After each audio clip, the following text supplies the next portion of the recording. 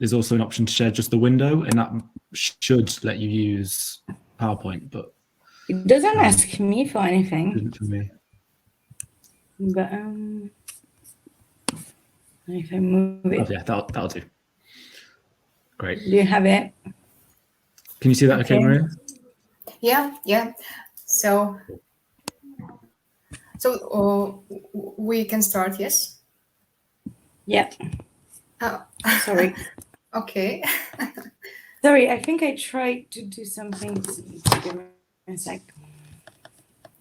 I just can't see you, but that's fine. Okay, sorry for inconvenience. That looks really good. That's perfect. Mm-hmm. Okay, so hello everybody. Hello, dear colleagues. My name is Maria Rakhmaninova. I'm a professor in social and political philosophy, anarchist studies researcher, and co-founder of the journal Akrateia, which is devoted to post-Soviet studies of anarchist thought. Nikolai Gerasimov, who spoke yesterday, is my colleague from the journal. And we translate foreign texts and try to expand the Russian and Ukrainian language contemporary anarchist thought, alas unknown in the West. So perhaps someone will be interested in our project. So I'm very glad to be here with you today, and I would like to express my gratitude to the organizers of this conference and to all the panelists. The previous presentations left best impressions and gave rise to many new thoughts. So also I want to apologize once for my English. A long lack of oral practice left me just a textual register of language, but even in it, errors creep in sometimes. So I ask to excuse me. And anyway, I hope for understanding. So the topic of my presentation is called Peter Kropotkin, Between Classical and New Materialisms. The next slide, please. One of Kropotkin's main discoveries is the phenomenon of mutual aid between creatures of different species. A panoramic review of this phenomenon forms the basis of his treatise, Mutual Aid as a Factor of Evolution, revealing it in all animal species. The radicality of Kropotkin's statement appears to us in full if we consider the consensus in the scientific community against which Kropotkin writes his work. In short, it can be described as a system of postulates essentializing competition, struggle, and confrontation of all against all, which is quite typical for the picture of the world, the impulse for which was given by Thomas Hobbes. The next slide, please.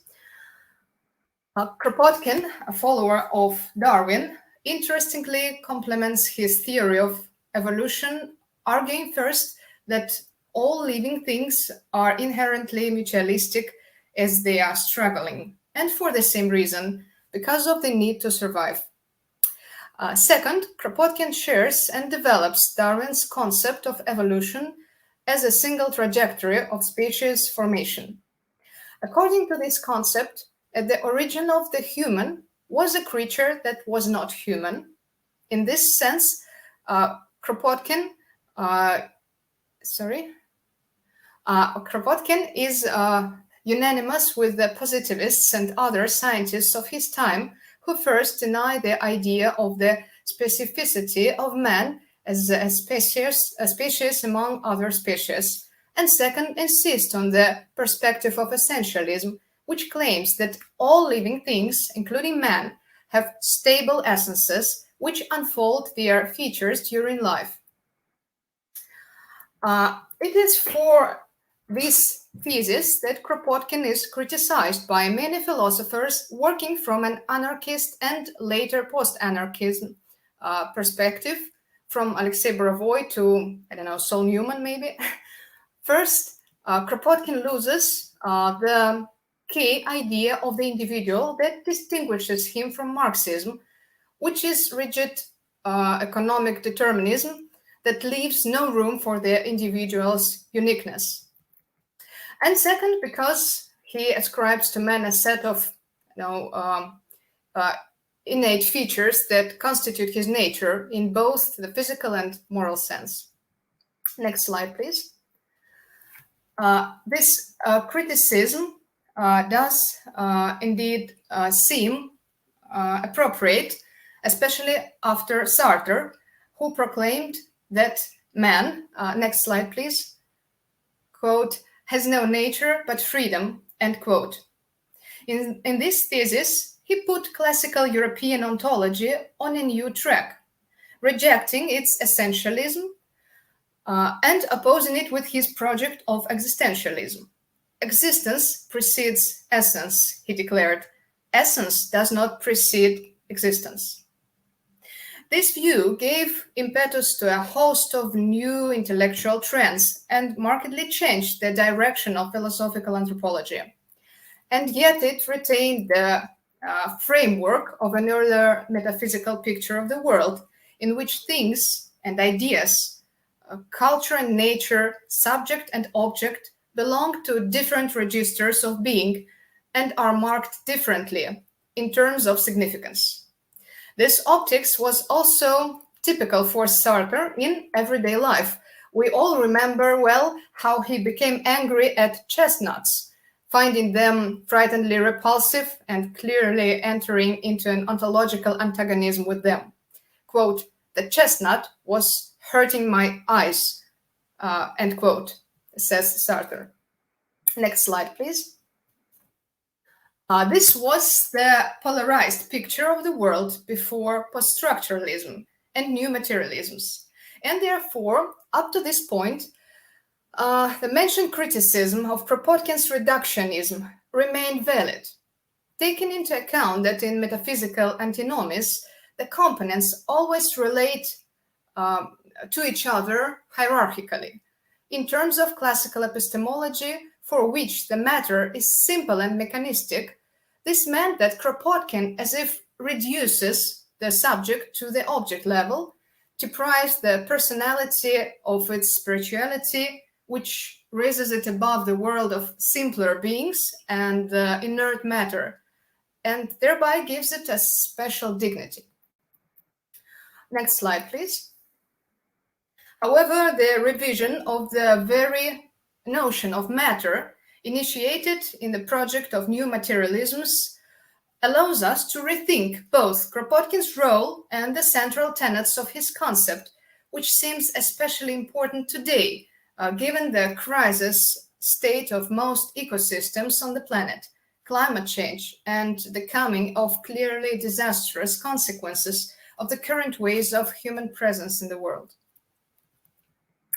Indeed, leaving the metaphysical perspective, the new epistemology breaks with the mechanistic image of matter, discovering for the first time not only its complexity, but also its agency, for example, in the framework of the actor network theory, and allows, through this discovery, to abandon the subject-object prism as such, and also from the dichotomy culture-nature. This gives rise to the so-called object-oriented ontologies, as well as to agentist, vitalist, and other materialisms, which redefine not only the entire specific methodology of science, but also the entire ontology of science. The removal of the subject-object dichotomy renders impossible both the known hierarchical relation between the parts and participants of the research process, which is in itself anarchic, and it's really anarchic, and allows us to hold in attention both the register of knowledge produced in the case of the researcher and the register of the inclusion in this process, the phenomena, things, and beings of the world, as well as their influence on the course and results of the research. From this point of view, objects do not stand idle as if frozen under the subject's gaze, but interact with him, setting his conditions, revealing to him those or other of their features, and prompting him new strategies of development. This new perspective allows us to discern with amazement the paradoxical anticipation of a new materialism in Kropotkin's thesis about complexly organized networks of mutual assistance, a theme that has already been consistently developed in modernity by representatives of new materialism. In fact, he becomes the pioneer of this view. His contemporary materialists, as noted above, did not reflect on mutual aid and did not think in the anarchist categories of confederations of entities, like, for example, Jane Bennett does, one of the contemporary materialists. One of the most striking figures in this line of modern materialists is Anna Zinn. Next slide, please. A researcher of mutual aid networks between plants and mushrooms, quote, "From the point of view of mushroom researchers, the most curious example of interspecific partnership is the symbiosis of mushrooms and plant roots. Mycorrhiza is a phenomenon in which filamentous formation in mushrooms braid the roots of plants and penetrate them. Many plants without chlorophyll are completely dependent on the nutrients they receive from mushrooms that penetrate their roots. Many species of orchids are not even able to produce spruce without the help of mushrooms. In these examples, plants depend on mushrooms for their sustenance, but it is not uncommon for mushrooms to survive on plants as well." End quote. Anna Zinn speaks of our insensitivity to the most important factor in nature, species interdependence. We are so blinded by human exceptionalism that we divide the world into white and black, human and non-human, lumping together all the complex diversity that lies behind the non-human. To this short-sighted image of the world, Zinn and other materialists counter the notion that, quote, "throughout history, human nature has changed with various entanglements of interspecies dependence, and it itself represents part of interspecies relations," end quote. In Kropotkin's time, neither technology nor the general state of knowledge, scientific knowledge, yet made it possible to discover these subtle entanglements of things and beings of the world, all the more so in the aspect of such a complex manifestation as mutual aid. Today, however, the research base and technical means allow us to conclude Kropotkin's conjectures about intraspecific mutual aid firstly were correct, although in this very aspect he coincided at least with his contemporaries, and secondly turned out to be just the tip of the iceberg. Indeed, today there is a reason to talk about a previously uncovered side of Kropotkin's teaching that is unexpectedly modern and relevant, consonant with the new materialism that clearly inherits the anarchist philosophical tradition and the Socratic approach in general. I think the best example here is Ursula Le Guin. This reinterpretation also allows us to leave behind the grounds for a fair critique by anarchist individualist anthropology. And here we turn to the most important thesis of my paper. Next slide, please. In this new optic, it's not the complexity of man that is relegated to the simplicity of inert matter, but inert matter that is elevated to the complexity previously attributed to man alone, commodifying him and gaining access to the political, including him and his social and political practices as equals in their complex entanglements and rhythms. This new level of cooperation is a worthy and legitimate development of Kropotkin's ideas revealed through the angles of a new materialism, which in turn draws its origins from the philosophy of anarchism. Thus, Kropotkin's concept takes a turn of a century before our eyes and returns to itself more clarified and even more profound and meaningful. Outdated as a positivist in the 20th century, as an anarchist, he anticipates the ontology of a new materialisms, discovering what knowledge needed a century to go through. This long journey of the conception and such a successful outcome seems to be a vivid evidence of its validity. And that is its boldness and radicality for its time was not in vain, but more than insightful, almost visionary. And to summarize, I would like to quote another bright representative of the new materialisms. Next slide, please. Manuel de Landa says that even inorganic matter is capable of self-organization. Quote, "The inorganic energy of matter has a wider range of possibilities for structure formation than just phase transitions. In other words, even the poorest forms of matter and energy, not only those relatively simple types of matter that are involved in crystal formation, are capable of self-organization.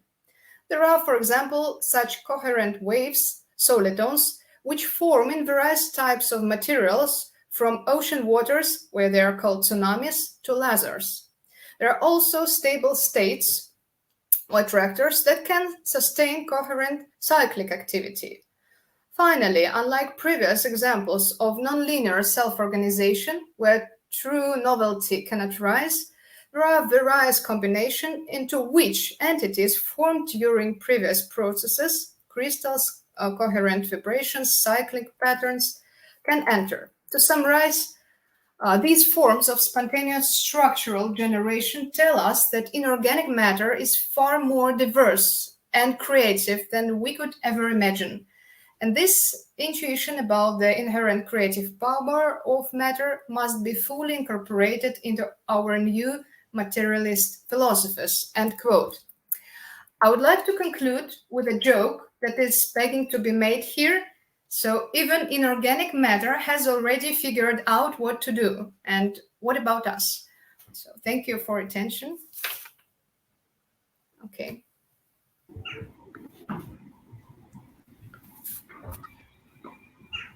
Excellent. Thanks so much, Maria. Yeah, really fascinating again. And thanks as well, Ad, for doing the slides for us. Excellent. Okay, so are you all ready for your presentation, Ole?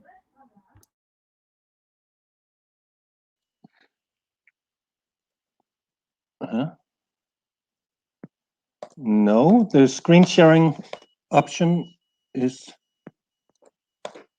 not showing up for some reason. I'm clicking the button. As in the one at the bottom of the page? Yes, I'm clicking it, but nothing is happening.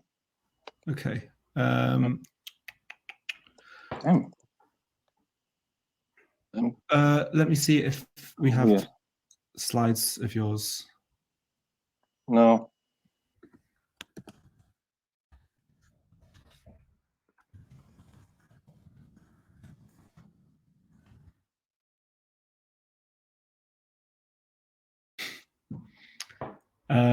Yeah, okay. It seems like Ole has just gone to leave and return. Here he is. So hopefully it works this time. Let's try again. Now it's working. Okay. Okay, excellent. And just choosing entire screen like that. Okay. Yeah, you can see that. Great. Lovely. Whenever you're ready. And here. Okay. So, yeah, you've already done the presentation of the title, so I'll skip onwards to just saying that this whole presentation is based on a chapter I wrote for a book that's coming out towards the end of this year, called Unchaining Solidarity on Mutual Aid and Anarchism with Catherine Malabou. I think it's scheduled for November. And I'm about myself. I am a teacher of ethics of nature at the philosophy at the University of Iceland, and I'm also currently working on a research project at the Icelandic Museum of Natural History on the views of nature and biodiversity, in which I'm also using Kropotkin. Let's start. I'm going to start with the contemporary.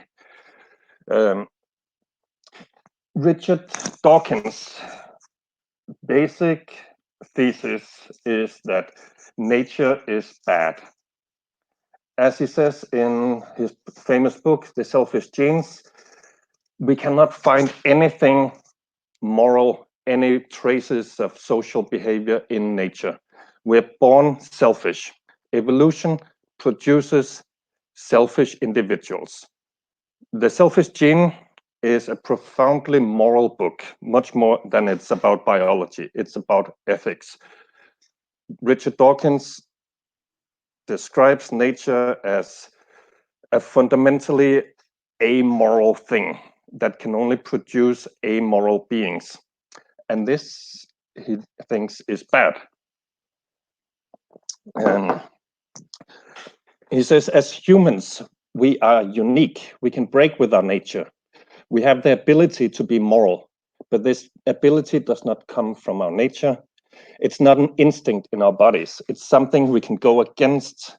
It's something we can do by going against our nature and by deliberately suppressing our instincts. I'm going to argue that this view of human nature and of nature in general is really old.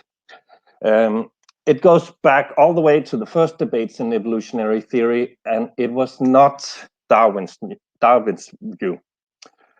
Darwin's view was one of evolution as gradual changes, and where humans are, of course, part of this gradual chain of chain of gradual changes.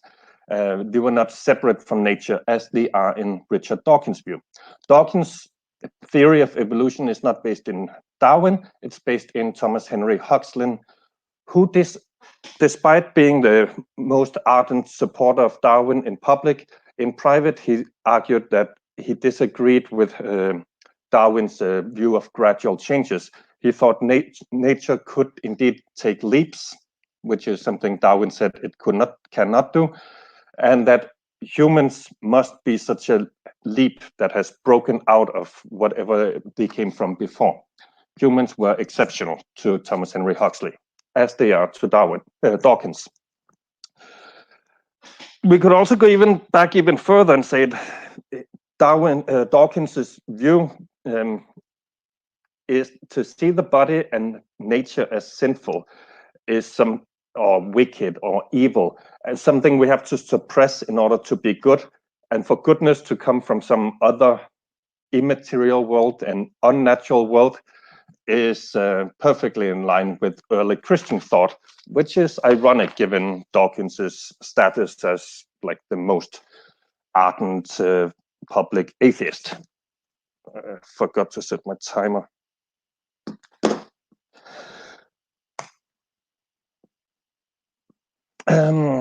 Here's Thomas Henry Huxley's metaphysical dualism. As Lee Kropotkin said yesterday, Thomas Henry Huxley had the same view of nature as Dawkins, as one of ruthless competition, fighting, and destruction. It's a Hobbesian war of all against all, and the early humans must have found themselves in a similar situation. So nothing good can come from this natural process. Huxley calls this the cosmic process. This is the struggle for survival of the fittest, the ruthless competition, and it's also human nature because it's nature itself. Huxley says that there is, just like Dawkins, he says we have the ability to do something different. He calls that the ethical process. Humans are unique in that they have the capability of doing moral things, having moral considerations, and we can create laws and ethical systems, and he calls that the ethical process. And the question is, where does that process come from? He says it's fundamentally opposed to the natural process. And unlike Dawkins, Huxley agrees that yes, this is a contradiction and he cannot explain it. Unlike Dawkins, because Dawkins just brushes it away.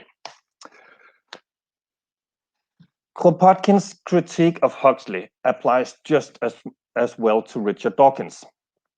Kropotkin is deeply unsatisfied with this dualism. If we have the cultural capacity to go against nature and evolution, where does this capacity come from? If we believe in evolution, as Huxley did, then it must come from nature itself. Human culture and capacity for morality must be the product of evolution, not something separate from it that goes against it. If nature gives us no basis for human morality and culture, then where can it come from? How do we explain it in naturalistic terms? If it does not come from nature, then it must come from a place outside of nature. And to claim that an ethical process exists, but that it cannot be explained by anything natural, is to abandon science and naturalism. The problem is, according to Kropotkin, in the dogmatic one-sided view of nature as only something that contains only evil and amoral things. If you have that view, then of course you cannot explain behaviors that does not fit into that view. At least you cannot give them a natural explanation. You have to look for the cause of it outside of nature. This critique also applies to Richard Dawkins, who introduces the concept of memes as an extra-natural force that can go against the natural selfishness. The memes cannot come from our nature because that produces only bad things. So where do they come from? Dawkins has no answer to that. As you all know, Kropotkin has a more nuanced view of nature. He shows that ruthless competition is not the only factor in evolution. Nature also contains cooperation and many other things. As Kropotkin pointed out, the appearance of societies on the earth preceded the appearance of man. So social life, society, was not a human invention. Humans came out of social animals. Humans evolved from other animals that had social structures and societies, and these animals must have had social feelings, social instincts, social behaviors. This means that we do not have to look for the origins of pro-social behavior outside of nature. It is in us, just like other instincts are. This is also in line with what Darwin believed. All animals that live in social groups must have developed some kind of social instincts, otherwise they would not have survived as a species. Thus, we don't need to see a radical break between nature and morality or social behavior. We don't have to suppress our instincts in order to be good.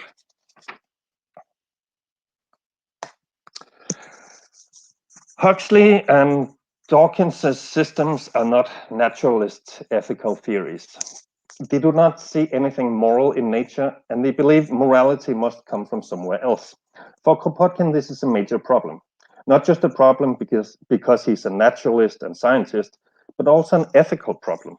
It's going to be very difficult to do good if the good is not already in us and comes natural to us, which both Dawkins and Huxley are aware of. They both describe the ethical process as a constant battle to suppress our natural instincts. As a consequence, doing the right thing, being ethical and social, is actually something that goes against your own immediate happiness. It is self-sacrifice. This is not an ethical theory that can provide much motivation. Kropotkin insists that we must find moral satisfaction in life, not outside of it. If we cannot do that, Kropotkin says, then Nietzsche has a point, and we must reject all moral value. In the end, here I'll briefly take a look at a few main differences and similarities between Nietzsche and Kropotkin. First, it's interesting to see what Nietzsche might think of Richard Dawkins' version of atheism, because Richard Dawkins is known as the world's most prominent atheist. I'm pretty sure this quote would express his sentiments. All Dawkins has done is to remove God from the Christian worldview, but kept everything the same. This is not atheism to Nietzsche. Atheism means that you have to reconsider everything. For Nietzsche, happiness and human flourishing comes from accepting our instincts, which are our vital force, our life force. This appraisal of instincts leads him to reject traditional morality, such as altruism and solidarity, which he thought was life-denying. Dawkins is a good example of that. For Huxley and Dawkins, our biological instincts must be suppressed and controlled by some external force, the cosmological process or Dawkins's memes, both things that are outside of nature. This life-denying morality is just another form of the ascetic ideal that originates with Christianity.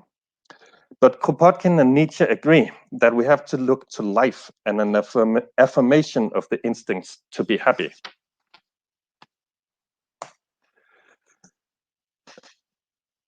Kropotkin does not see instincts or personal happiness to be in opposition with true morality, as Nietzsche did. Or maybe not, Nietzsche might not consider it in opposition with a different form of morality, but at least he considered it to be in opposition to what we normally consider morality. Kropotkin thought that did not think that we needed to find morality or social behavior in something outside human nature, and did not believe it was the same as self-denial or suppression of one's own vitality. On the contrary, he believed that it was the social conditions that hold us back from developing our full living potential, and that our instincts are social. To affirm ourselves joyfully, we need and want to share that joy. If you want to be alone, you can do that, of course, as Nietzsche thought his overman would. But Kropotkin did not think that would make you happy. It's a sign of your limitation and your lack of life force. For Nietzsche, the person who is full of vital energy has to abandon society because it's holding him back. But for Kropotkin, the one who's full of overflowing with life seeks society because he wants to share his energy. Nietzsche was, of course, a fierce anti-egalitarian. He critiqued socialists and anarchists and Democrats for being variations of the same Christian ascetic ideal. He believed that people with strong wills, those who did not deny their will to life, would be solitary creatures. His view of human nature is fundamentally asocial. Social behavior is something imposed from the outside. In this sense, Nietzsche actually agrees with Dawkins, except that Nietzsche disliked the social pressures for moral behavior, while Dawkins wanted to promote it. Nietzsche saw equality and democracy as things that would hold the vital individuals back and prevent them from flourishing. In The Gay Science, he says it is absolutely undesirable that a realm of justice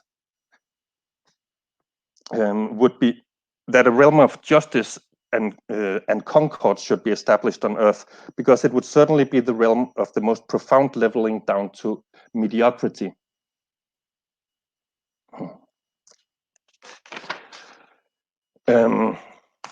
Perhaps a little surprisingly, Kropotkin shares a bit of this critique. Kropotkin is certainly not against equality, but he does agree that equality is not enough. And that the sentiment that comes with seeing equality as an ideal is a petty, amoral sentiment. Equality is the sentiment of counting who gets what and making sure that everyone has had their rightful share. For Kropotkin, this can be a foundation for something better, but it's not morality. Equality would be better than what we have now, but it's not the ideal, because it's a petty mentality which does not amount to true morality. Justice, which is equality, is not the same as morality. But rather than holding people back, as Nietzsche thought, Kropotkin thinks justice can be a stepping stone from where those with more energy, more life force, more creativity can expand their life force and share them with others without counting, without thinking of petty concerns like has everyone had their fair share. For them, the issue of equality would no longer be relevant because they spent their energy and gives it to others without calculations like that.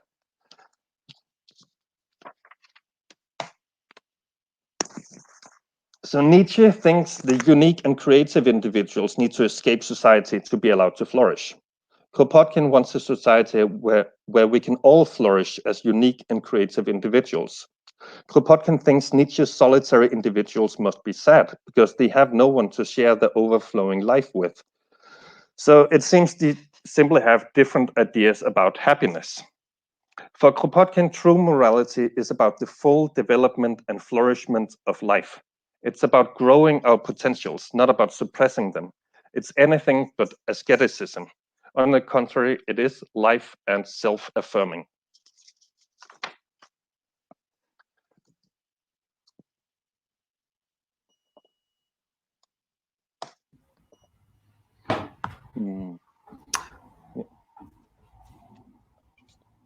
Excellent. Thank you so much, Ollie. My video has frozen on my screen. Has it frozen for everybody else? Is it worth me just turning it off? Okay. Okay, great. Yeah, thanks so much. Another really, really fascinating paper. This has been a really good session. Yeah, really enjoyed it. We have a couple of questions that have come in already from people who are listening in. The first one from Michael. Michael, would you like to ask your question yourself, or would you rather me just read out what you've written in the chat?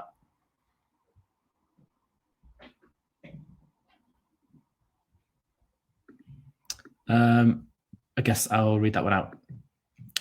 So this is for you, Maria.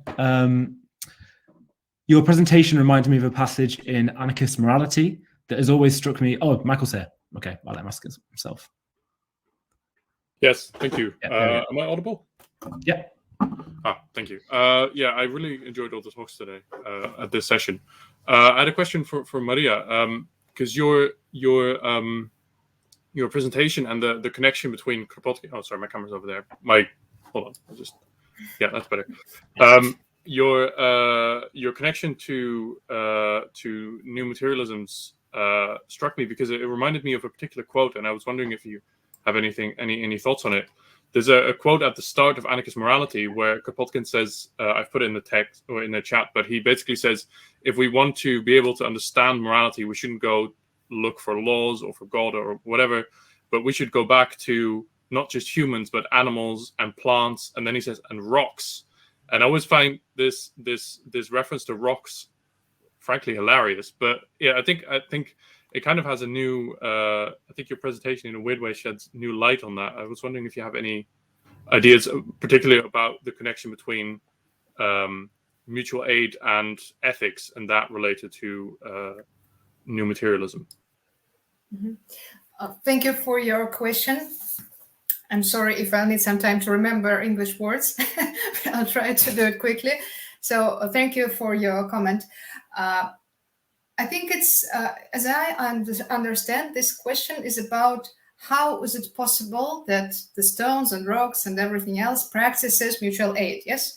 So from my point of view, as I understand this connection. So the stone as such can really hardly practice mutual aid, I think. But the significance of the mineral for the tree, for example, from which the mushroom draw and transport minerals is not in doubt. It's not a question of making stones subjects. I think here is the main mistake in understanding the problem and this revision. The problem is to abandon the subject category inherited from European metaphysics and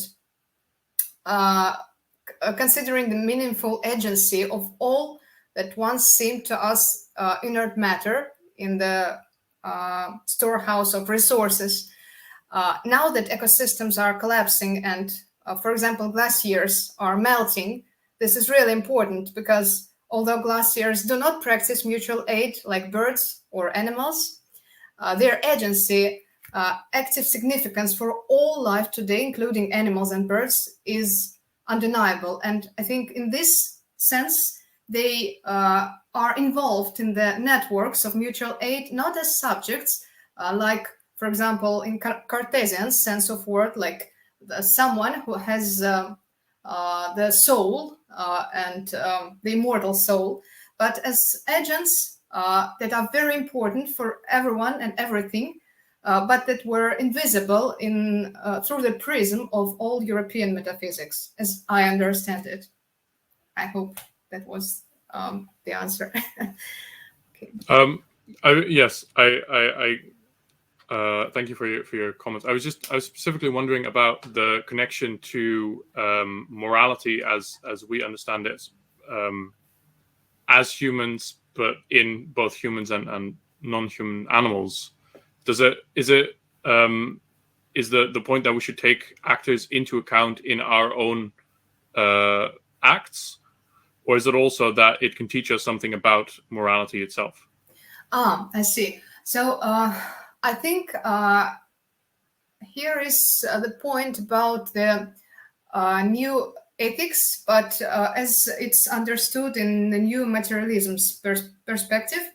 So the new materialists say that today the question of morality is about how we not disturb the assemblage, so they call it in postmodernism, how we not disturb the assemblage in which we are the participants. So it's not about the religious or metaphysical morality, but the case of morality, the morality itself, must be also rethought. So the revision of morality is also needed, like the revision of matter. And if we do it, and if we abandon the religious perspective, we can see that it's not about the good in abstract sense, but it's about not disturbing the assemblage inside which we are living and inside which we are making the networks between the creatures, beings, and things. So yes, you're right that in the old paradigm, it's impossible because we don't have any philosophical opportunity to understand the rocks and the sense of old morality. But if we make this revision, it's getting possible. I think so. Yes, thank you. Thank you. Excellent. We've got the next question from Sean. You're already presenting, so you're welcome just to ask it yourself if you'd like. Yeah, I thought I'd just ask in the chat. There might be some echo though, so don't talk until I finish. Yeah, it's a question for Ben. I loved your paper, Ben. It was very interesting, and I really enjoyed your abstract as well. I was very excited to hear it because we think of this mutual aid concept as something that that could be so universal, but obviously it is so limited. There are loads of people that don't think they should provide mutual aid for certain types of people. That's not probably how any of us feel, but obviously that's a big part of the world. And the real question I have is, do you think that there is a solution to this problem? Is there a sort of rehumanization or just a general philosophy of human and animal inclusivity? Or are we already moving towards this with what I would hope is an increasing belief in racial equality, but also, recently we've had kind of a resurgence of the far right, and the far right is kind of based on the idea of, not including certain people. So, yeah, I guess there's more than one question there, but hope you can comment. Yeah, thank you. I'll try my best. Because I don't, honestly, whenever it gets down to the practical level of like, what does a revolutionary humanism look like today? It's like, I don't know, but I have a few different thoughts. Well, the what is to be done question, I always try and keep it very material. It's like there's, as most anarchists are well aware, there's profound wealth inequality, particularly between the global north and the global south. Within the United States, there are parts of the United States, particularly like on Native American reservations, particularly in very segregated communities of color that do not have access to clean water, that do not have access to reliable electricity, right? Do not have access to reliable housing, right? Like these conditions that are prescribed to the third world are very much present within the global north, but notwithstanding, there's a global scheme of power that's that's really clearly set along colonial lines, you know, to the extent where I don't think it would be accurate to say that that colonialism ever really ended so much as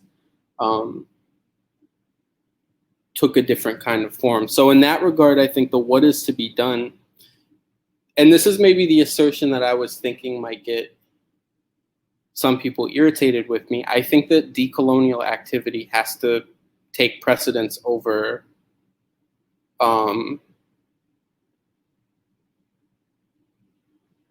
to an extent, like anarchist activity. I think that decolonial activity has to be anarchist to an extent, but I do think it might come to a point where anarchists have to bracket some of the anarchist tendencies and support decolonial movements. You know, I'm thinking about like in the 60s, most anarchists didn't support decolonial movements because they aligned themselves with revolutionary nationalism, or because they aligned themselves with a post-colonial state. And so a lot of anarchists were not on board with decolonization. Now, I don't think that that's so much the case these days, but I would say essentially my feeling would be anti-colonialism has to be, you know, of a number one priority. In terms of creating a new humanism, I think that there is a narration of racial equality that I find, I think that there's a difference between a liberal multicultural humanism that is willing to incorporate kind of like diverse perspectives versus a revolutionary humanism that for me is fundamentally oriented around material wealth. Like the difference, I don't know if people would have seen it, but in the US, you know, during Trump, there were a lot of these like little posters people would put on Facebook that was like a rainbow stick figure hugging a Trump supporter stick figure, and it was like, love Trump's hate. It's like, that's not that's not anything. But that kind of gesture of like this like very performative, like we support refugees with no material commitment to doing so, I think that's really part and parcel with the kind of narration of racial equity we have today.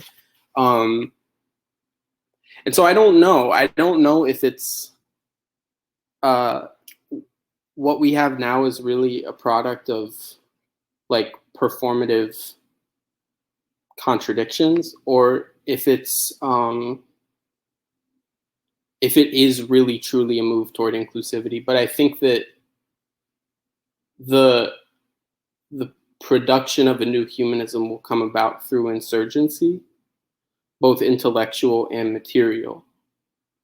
And that insurgency will be anti-colonial. I don't know if that answers the question at all. Yeah, thank you. I mean, the things about decolonization, the importance of that, I think, yeah, certainly. And like you say about insurgency rather than liberal reformism and minority inclusion, yeah. Yeah, you did answer the question, is what I'm saying.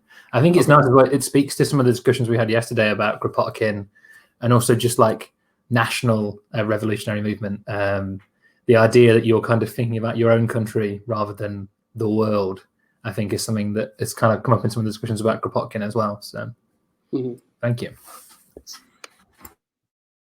Great. Okay, we have next question from Cord. If you'd like to ask it yourself, Cord.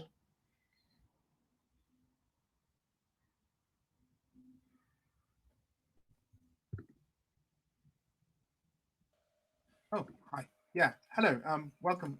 Welcome. Thanks. It's been a long day, everyone, for this wonderful panel, first of all. I have just one comment for Bennett. I mentioned Anderson's Under Three Flags in the chat, and I mean, anarchism has had this anti-colonialist legacy, and it has been adopted, I mean, as you know, by many people from colonized countries, and I think versions of anarchism were practiced there that would be much closer to Winter and to the dismantling of Man 1 and Man 2 also to an extent. And I was just wondering whether you have any comments on that strand of anarchism, which we might have neglected here a little bit because of our focus on Kropotkin to an extent. And I also have a question for Maria. I don't know if you're familiar with this whole Andreas Malm dismantling of new materialism, but I'm somewhat sympathetic to his critique of new materialism, that granting agency to all these many diffuse actors ultimately disallows you from doing anything. You know, that it is because you're incapable of separating intentional actions from the things that a stone does or a ecosystem does and so on, you kind of almost relinquish responsibility for political action, and that you have to make, you know, while you acknowledge all the interconnection between beings, and while you try to get away from Western subjecthood and so on, you still need some kind of account of agency that gives particular responsibility to particular agents and acknowledges that they have a determining role to play over other agents. So I was just wondering whether new materialism also has this apolitical dimension, which ultimately prevents us from doing anything, and tackling the problems that Bennett has outlined so nicely.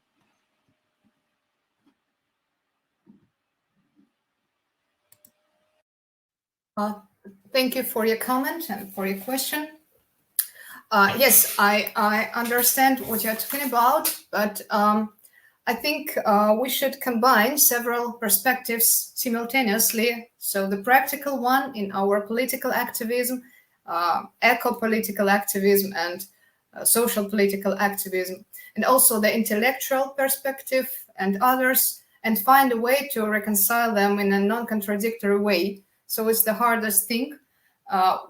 We should understand that, for example, post-anarchism can be useful, but as an academic prism, intellectual prism, which helps us to understand something important that we couldn't see before, and about what we couldn't think before and reflect before. So the new materialisms can be useful also in our epistemological practices, but it doesn't mean that we shouldn't do anything else, for example, in our social political activities. So, for example, I'm an activist, but it's for Saturday, and for Sunday, I'll go somewhere else and do something else there with somebody.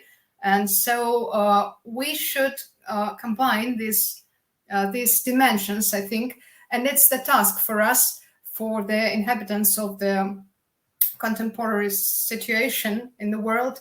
And yes, that's how I see it. I hope I did answer the question. Okay. Yes, thanks. Excellent. I have a question for you, Ole. I was really fascinated, especially by your argument that Dawkins, in sort of locating morality outside of nature, has an almost idealist reading of the origins of, I guess, like thought and essence and those types of things, which obviously, for being a like purported man of science, is ironic, especially. So I was wondering, firstly, if you could. So you talk about how Dawkins kind of relies more on Huxley than he does on Darwin in that sense. Do you think that there's any sort of latent idealism within Huxley's thought that Dawkins has kind of picked up on and reproduced, or is that very much just a misreading on Dawkins' part, or some sort of own intellectual inconsistencies within his own thinking? It's hard to say, because Dawkins, for being a man of science, he rarely gives his sources. He rarely gives any references. For example, in his works, he repeatedly gives almost at verbatim quotes Thomas Malthus without referencing him. Like he it's almost word for word the same as Malthus says, and Dawkins does that many times without ever saying that it comes from Malthus. So Dawkins doesn't reveal his sources. So I don't know how inspired by Huxley he is, but it's clear that it's basically the same philosophy as Thomas Malthus. As Huxley. And my guess is that it's just the Huxleyan version of evolutionary theory became the dominant one.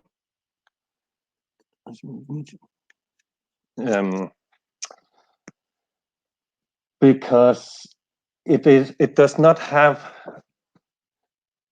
Darwin's theory taken seriously is a pretty radical one, because it places humans in nature. It places humans as an animal among other animals. Even Darwin himself was uncomfortable with that, and he did revisions and went back and forth on it. But taking it seriously is pretty radical and relates to new materialism that Maria was talking about. And I don't think people, even those who accepted his theory and still do, were quite ready to take it that far. As Huxley said, he in private, he really in private thought that yes, evolutionary theory is right, but man must be special.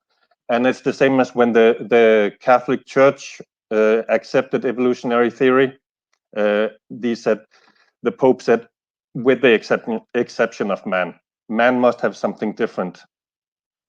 And it's the same thing Richard Dawkins is doing. He says, yes, evolution is true, but man is something special.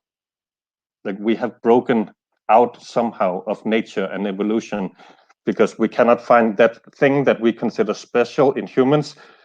We don't see that in nature, they claim, which is but Kropotkin says, points to nature and says it's right there. So, but yeah, it's there's an idealist element for sure, which makes it a dualism, because on the one hand they have materialism, and on the other hand they say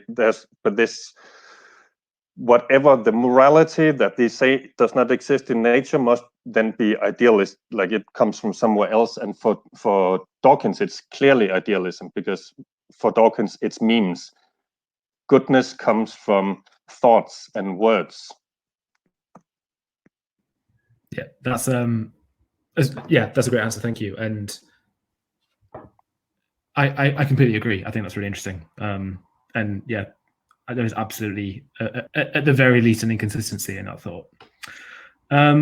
Okay, so we have about 5 minutes after this panel. We'll just go through the chat quickly. Did you want me to respond to Cord's question? Oh, yeah, that'd be great, actually. Sorry, I forgot about that. No, I was just going to say, I think, I think part of the disadvantage of the methodology of looking at the European construction of man is that, you do it at the expense of every other form of being in the world. And I think at the same time that I say that this global anarcho-communism isn't possible alongside the colonial, the maintenance of colonial hierarchy, I think it's really evident that communities around the world have been practicing anarcho-communism for thousands of years.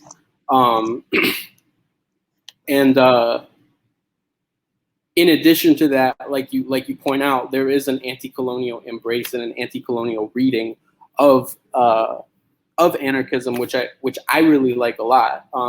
I've been reading a number of Black anarchists in the U.S., like Kawasi Balagoon, Lorenzo Cambo Irvin, and Ashanti Alston, and different figures who I think in terms of enacting an anti-colonial anarchism are it's a really important set of readings to have in mind, just because they do give a very clear perspective of okay, this is the material program for how we address racialization, colonization, and anarchism. So yeah, I appreciate the question, and I think that's just that is the insurgency that acts against European man. Great, thank you, Bennett. Yeah, so a few other things from the chat. We had Tom saying that I think Gaia theory can help us with this question in that it views all living beings and ecosystems as one, so everything is practicing mutual aid together at once. And then says Maria's put it nicely as well. Dimitri has replied saying, how is Gaia theory radically different from Spinoza's pantheism? And then Tom said it's just, I guess, his conception, the Gaia conception is more recent. We have, did you ask that one, Cord, that you posted most recently? It's fine. I think that would take a little bit too long to discuss.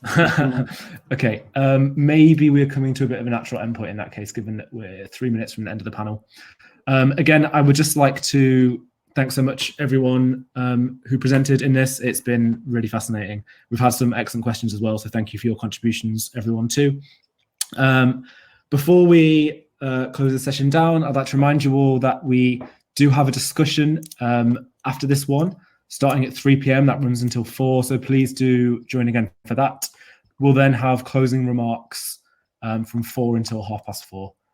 So yeah, again, thank you so much to everyone for presenting and attending, and we'll see you in half an hour. Oh, and Bennett's left his email in the comments if anyone would like to get in touch and ask anything else. I'm sure the other presenters are also happy to take further questions if anyone has them. Great, thank you. Bye.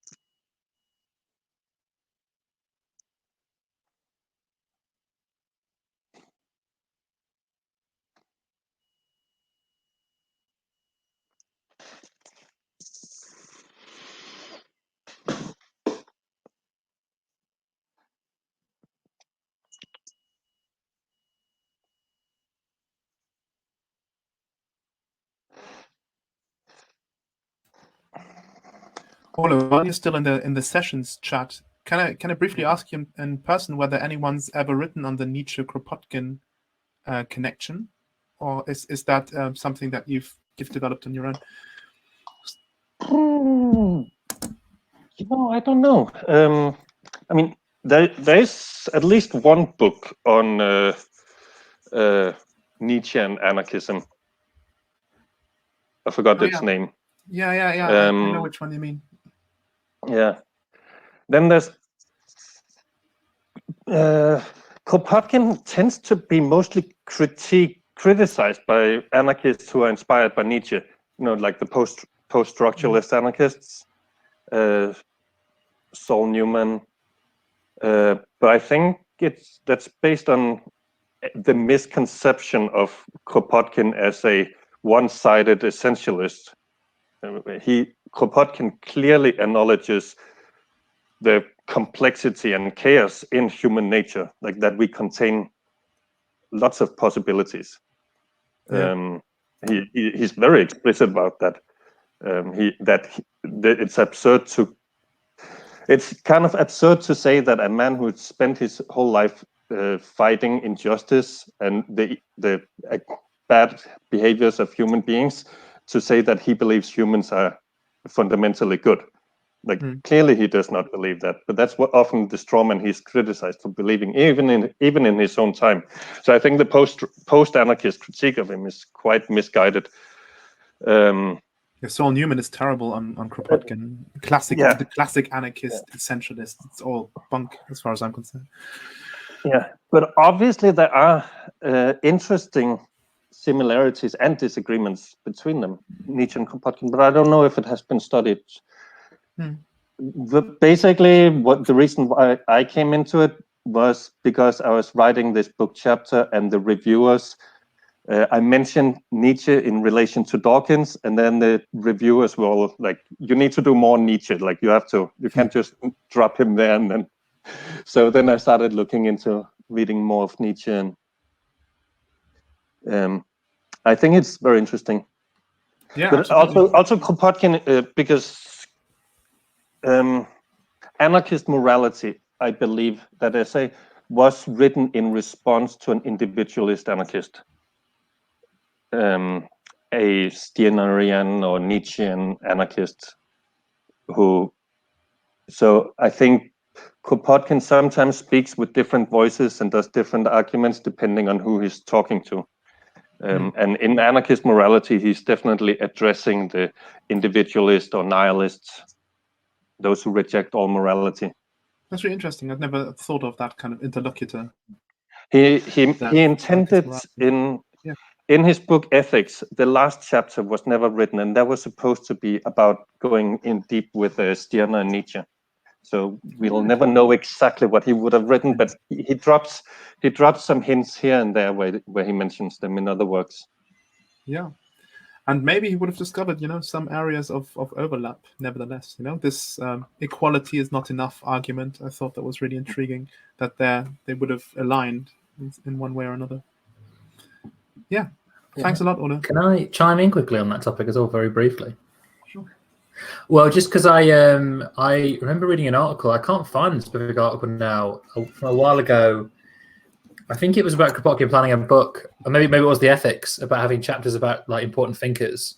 And I remember reading that he'd excluded Marx, and that was considered obviously kind of like one of the spicier things in the book, but that he wanted to include Nietzsche. There's also an article by Alvaro Giron called Kropotkin Between Lamarck and Darwin. I'll paste just the reference in the thing. I'm not sure where he gets this reference from, Alvaro, but he says on page 198 that he said that Kropotkin, after mutual aid, wants to extend his evolutionary theory to ethics, partly in response to the fact that Nietzsche is becoming very influential within the anarchist movement, and that this would lead him to write his book on ethics. I know from his correspondence he discusses Nietzsche like very rarely, but a little bit as well. So felt the need to kind of intervene in that takeover. Yeah, interesting. Yeah. Probably Emma Goldman was hugely inspired by Nietzsche too. Oh, I didn't know that.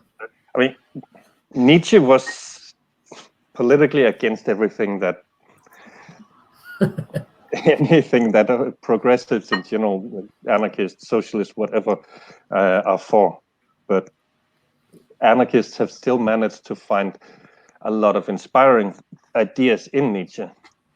I think like a similar thing can be said about Herbert Spencer as well, in that I think that anarchists, and Kropotkin especially, tended to pick the bit they liked from very prominent thinkers, and including these harsh individualists. And obviously he would disagree with his side on communal society, but and I imagine the same could be said about some intense communal thinkers who don't care about individual freedom. He might have taken that bit and ignored the rest, but I can't think of any examples. It would be very funny if in this book he had included Stirner but excluded Marx. I don't know, just as a gesture. that would have amused me. It is strange that it doesn't seem like Kropotkin was very interested in Marx. I don't know. Too grandissima, right, Sean? Yeah, that was the quote from yesterday. Yeah. He thought, in fact, I find it very interesting because obviously, rather than kind of confronting Marx and saying this is why I disagree, which is obviously what Bakunin did a lot, Kropotkin just seems to completely try and ignore him as much as possible. I'm not sure if that's a tactic or if that's how he felt, but he just does not talk about Marx almost ever. And obviously he's an incredibly influential thinker, but not quite in his time period as well, I guess. It's not obvious when Kropotkin is becoming an old man in the 1890s that Marx is going to become this one of the most prominent thinkers in history. He probably felt that Marx was going to be lost by the wayside by the 20th century. It'll pass. Yeah. I mean, because the thing is, it happens, obviously, Herbert Spencer, who Kropotkin was a big fan of, everyone thought that he was going to live forever as a big thinker. And then by 1910, everyone had forgotten his name. He was just, dead to the world. Yeah. That's what you say, Sean, as well about I guess the idea that, or the potential Kropotkin's idea that maybe Marx would be forgotten by history and others wouldn't. It's interesting in relation to what you were saying, Ole, about Dawkins kind of reviving Malthus, who's just been completely thoroughly delegitimized by and has for 150 years, that anyone would try and reappraise or salvage anything serious from Malthus. I went through. I found digital versions of most of Dawkins's books, and did a electronic search for Malthus, and it's not until I think the 2000s that one of his books contains an actual reference to Malthus. But Malthus is the Selfish Gene is full of quotes and passages that are taken directly from Malthus without ever mentioning him, and in other works of Dawkins too. But yeah, I guess it's the name is taboo, so they just didn't say where he got it from. And what's interesting on that as well is that Sean and I have spoken about this recently, but Malthus and Darwin were contemporaries, and I think they used to spend time together at family meals. They had a close personal relationship, and I think they were both at Oxford at the same time. Oh. Yeah. I actually didn't know that.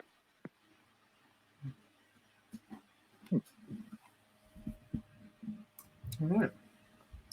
Fabulous. See you all in 20 minutes for the final discussions. Yeah. We're going to dash off and eat some food. Great. See you then. Thanks, Ollie.